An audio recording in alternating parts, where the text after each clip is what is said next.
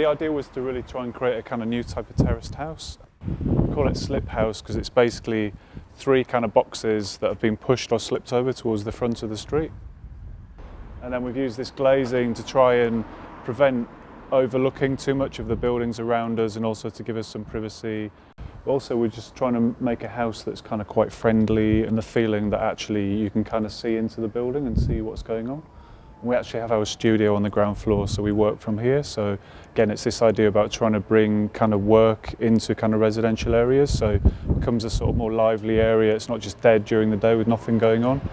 It's one of the lowest energy houses built in the UK or even in Europe to date. So everything, even the driveway, has got this recycled kind of plastic grill system, and it just allows the rainwater to drain through, so we're not putting any kind of extra load on the drainage system. And then you can see here this square set into the ground. There's actually a huge rainwater tank hidden under there, and we're actually harvesting all the rain from the roof, and we're using that to flush our loos, washing machine, outside taps. The house is split into 3 floors, and the ground floor is the kind of we have our studio. The middle floor is bathrooms and bedrooms. So this whole area is like, we're trying to, by just simple devices like kind of sliding screens, the idea that a bathroom can actually be quite a public space, or you can kind of close it off and make it more private. When you're inside the space and the doors are closed, it's great. Yeah. Because it's inside the building, we're getting kind of borrowed light through, and we wanted it to act like a giant glass box as well, so it's like a kind of light box. It's one of my favourite bits of the house actually, this kind of dissolving corner. Because there's only really 2 of us here normally, we wanted the bathroom to be a sort of sociable part of the house, so you can kind of simply slide the walls back, and then suddenly like bathing becomes a really social part of the kind of daily routine. So we generally have these doors kind of open when we're using the bathroom, and somebody can hang out in here on a bench. So again, we're trying to be quite clever about the way we use the space. So the corridors are not just corridor, you know, suddenly the bathroom's much bigger, the corridor becomes part of the bathroom, and you know, the bench has storage built in.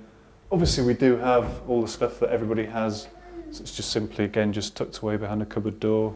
All the creams and ointments that you don't particularly want to look at, but they're all there. In the shower room, it's got fiberglass walls, so like a surfboard, I guess. And then things like the cross bracing, that just tells you a story about how the house is actually held together. This kind of steel bracing that stops the house from like basically racking from side to side. And we just made a decision about seeing a lot of that. Sort of subliminally, you begin to understand the way the building works. And then in this area, we've got this like really lovely slatted ceiling as well. And that partially hides a lot of services kind of running across, but also makes the space feel a little bit more intimate. So we just load the ceiling, and the whole thing just softens down in this area. And all the materials in the building are fairly industrial, so they're all kind of self-finished materials like this Georgian wire glass and plywood.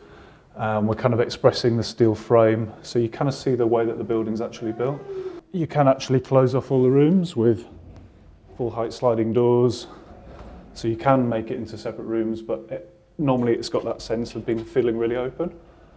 When it's open, because it's full height, you get that real sense of space flowing through. And we had family stay here about 2 or 3 weeks ago for the first time, and after the first night I was like, how come you guys didn't shut the door at night? And they were like, what doors? And I was like, come on, there's a huge door here, and they hadn't even realised there was a door.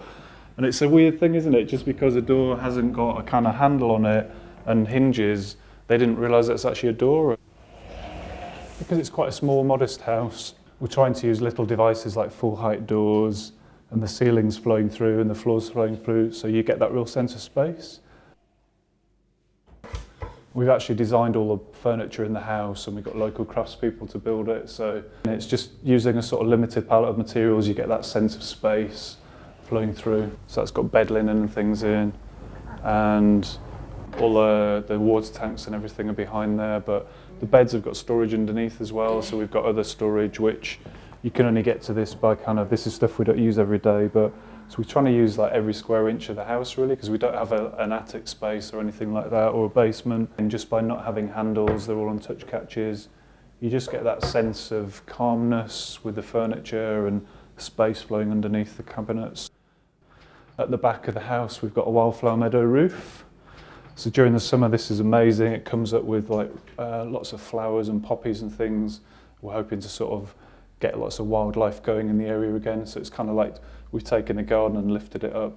We actually used to live in that house behind, and we bought that house a few years ago because we sort of had an ambition to build our own house. So we then sold that house to a family after we did a bit of work to it, and then eventually built this house for ourselves. So we actually know all the neighbours really well, so it's quite a nice community around here. Maybe we're going up to the top floor now, which is our living space. Pop some lights on. This is living room, kitchen, dining, and we really like kind of New York warehouse apartments and loft living and that kind of thing. And I guess we modelled our house on the idea of a very kind of industrial open plan lifestyle, a sort of new type of upside down house. And having the living space at the top means we get the best views, we've got the most light. The kitchen's really minimal. Yeah, well, yeah, my wife Mary is a real minimalist.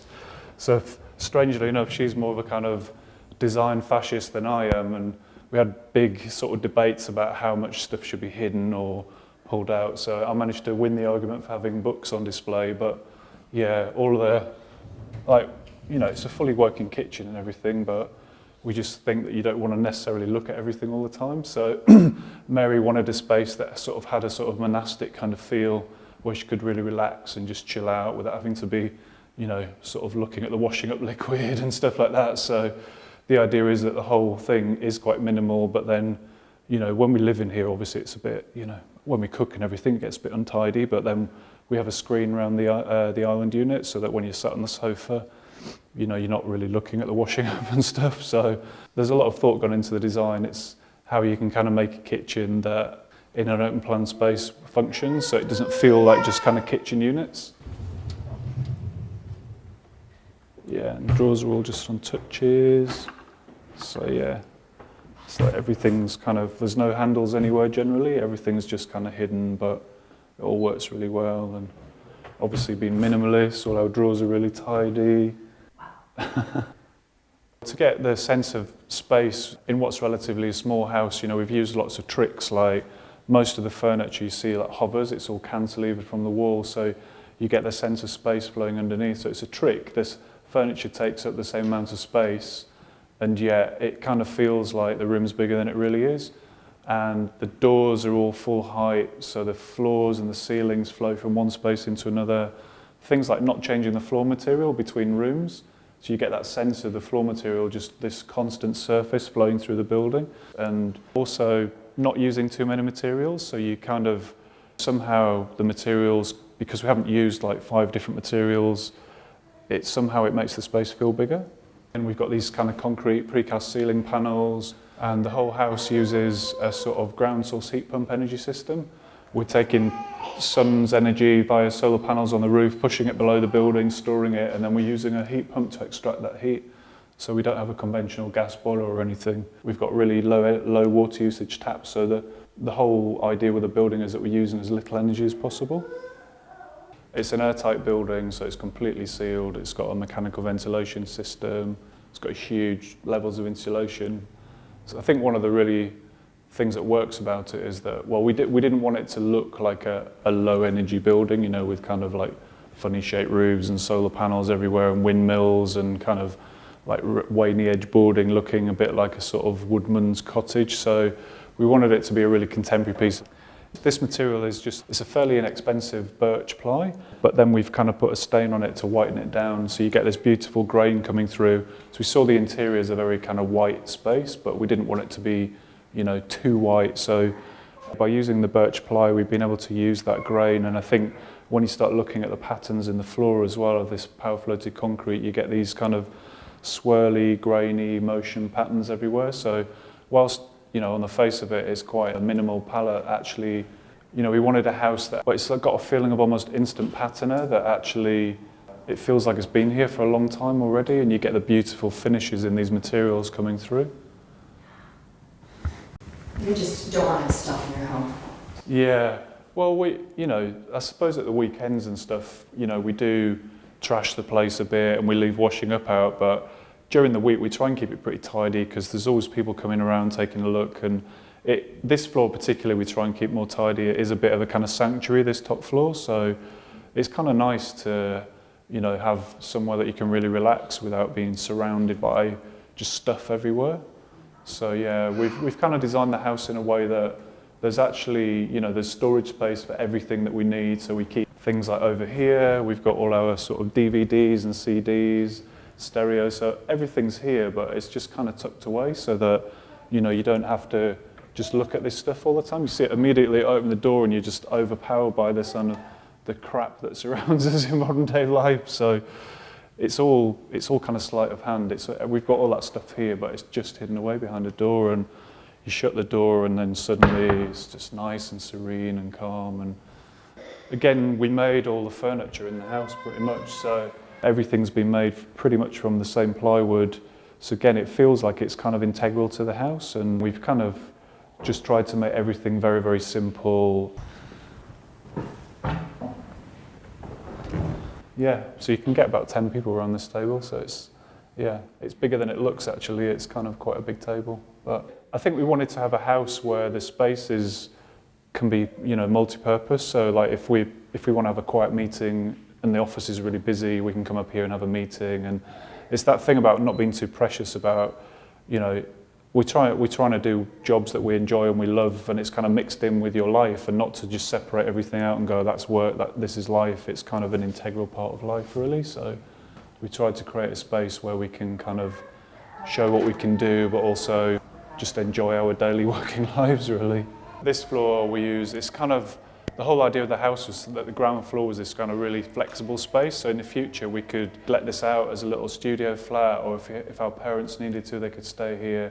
At the moment we're using it as our kind of architecture studio. While we're quite small, it really works like that. We've got a kind of big storage zone down this side, so we've got these huge doors, and again it's just the idea that you don't necessarily want to look at all the stuff that surrounds you the whole time, so we've got a big, well, it's like a moving wall really, but again you get that sense of space flowing in, and the floors are flowing in, so we're trying to kind of get that feeling of space everywhere. And again, this big pod here is actually on wheels, and the whole thing can rotate around, so we can reprogram the space and change the way it feels. So quite often if we're having friends around for dinner, we just move the computers out of the way and we sit here and have dinner. You know, it's the kind of space, it's tough enough, you can just wheel your bike here and fix a bike tire or anything like that. So it's that thing that we didn't want to live in a house that, although it's kind of, you know, is kind of fairly minimal, but actually it's quite knockabout and industrial as well, and it doesn't feel like a kind of living room, or it could be an office, could be a living room, could be a flat.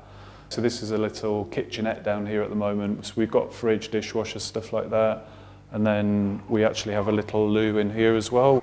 The space is what you make it, rather than feeling like you have to do something because the space is telling you to do it. We haven't got a shower in here yet, but there's enough space in here to put a shower in future. So again, we've just used the same material everywhere. So you can see the door is layered up so that it looks like a giant slab of ply, but it's made up. It's actually a door with just a thin ribbon of ply on the edge. So lots of tricks to make you think it's one thing when it's not. We're just trying to plan a really small space. So yeah, there's actually plenty of room here, you know, even a big guy can kind of sit here, but we've actually got a really small sink. You know, it's just the idea that actually we're just trying to maximize every inch of space in the house, and by having a sort of full mirrored wall, you get that kind of reflection, that kind of infinity thing going on. And, you know, throughout, we're just using the same materials, so your eye's just kind of flowing through across the surfaces. Part of the thing about making it low energy is that we don't have to replace everything very frequently, so we've actually used really expensive taps and things like that, and they're actually, you can get spare parts for them, so these kind of taps, they should last sort of 20, 30 years, so it's that idea about if you buy cheap, you buy twice, you buy 3 times, you buy 4 times, so we've invested in things that are really good quality, where, you know, with the idea that we'll buy it once and we won't have to replace it. So the light fittings, quite expensive light fittings. So there's a mixture of really cheap materials like the plywood, because it's in large quantities and we couldn't afford an expensive material. So we've used it in a very careful way. All the joints are made very carefully, so it makes it feel higher quality than it really is. But then certain things like taps and fittings, we've actually bought quite expensive ones because they're really good quality and they won't wear out quickly. So that's a really important part. Not having that kind of idea that buildings are disposable and kind of temporary. You know, their buildings should last a long time, because otherwise we're just kind of throwing resources away. So that's part of our strategy. A task I set for myself as an architect was to show that you could actually design a beautiful modern house, because people in Britain are still a bit worried about modern housing and modern buildings. So we really set out to show that you could actually build a house that isn't a kind of old Victorian house, but actually that people might say, well, actually, I'd really actually prefer to live in this house than an old house. It's designed from the inside out. We did want the house to have that connection with the street and to feel accessible, and at night as the lights come on inside, the building becomes more transparent from outside, basically. And yeah, I guess what we figured out when we actually moved in was it's impossible to be anonymous in a house like this.